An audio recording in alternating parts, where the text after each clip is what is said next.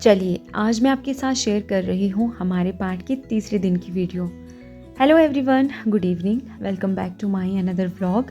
सो ये वाला व्लॉग है हमारे तीसरे दिन का और इस दिन हवन होना था। तो हम लोग सुबह सुबह ही उठ के नहा धो के बिल्कुल पूजा के लिए एकदम रेडी हो गए थे, क्योंकि हमें थोड़ा सा जल्दी करना था। हवन में फिर समय लग जाता है और पहले पूजा होनी थी। तो जैसे कि रोज़ हम लोग यहाँ पे पूजा करते हैं, तो अंजना ने सबसे पहले यहाँ पे पूजा कर ली, तुलसी पूजा और साथ में पूरे घर की पूजा। और आप देख सकते हो यहाँ पे हवन की तैयारी भी चल रही थी।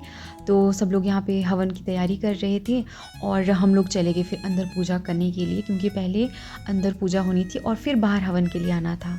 और फाइनली यहाँ पे हम लोग हवन के लिए बैठ गए थे और सब लोग, हम घर के सारे लोग हवन में बैठे थे और साथ में ताई जी वगैरह भी हवन में बैठे थे। तो उसके बाद फिर हवन शुरू हो जाता है। ओम गणपताय स्वाहा, विनायकाय स्वाहा, लंबोदराय स्वाहा, पशुपानाय स्वाहा।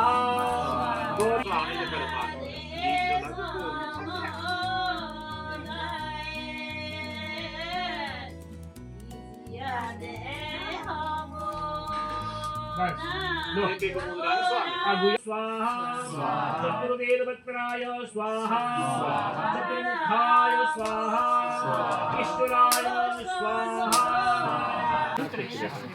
शिष्णोर्धो वर्ततः भूमिदिशोतालोक आकल्प्यन् भोगं समर्पयामि हवन कुंडमध्ये समस्त देवी देवताभ्यो हवन कुंडमध्ये समस्त देवी देवताभ्यो। हवन के बाद बारी आती है कन्या पूजन की। तो भैया और अंजना ने सबसे पहले तो इनके पाँव धुलवाए और फिर टीका किया। और यहाँ पे हमारी छोटी छोटी सी 3 कन्याएं और साथ में हमारे भैरव बाबा भी बैठे थे। तो जहाँ पे कन्या हमारी माता रानी के रूप में हो, तो भैरव बाबा भी वहाँ पे ज़रूर होते हैं।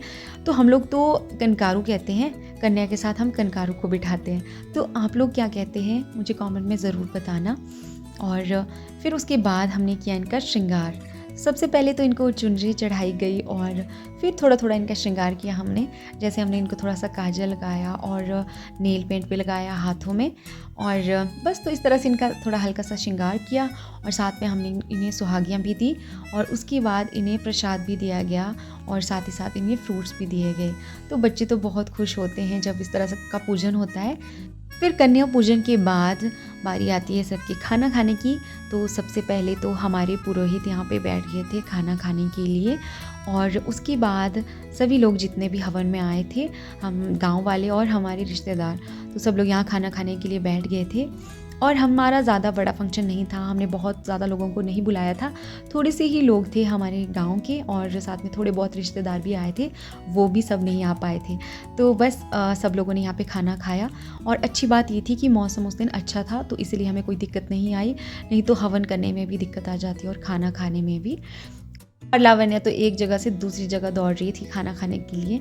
और फाइनली फिर हम लोग भी खाना खाने के लिए बैठ गए थे। तो ये छोटा सा व्लॉग था मेरा। आई होप आप लोगों ने एंजॉय किया होगा। मिलती हूँ आपसे अगले व्लॉग के साथ, तब तक के लिए बाय बाय।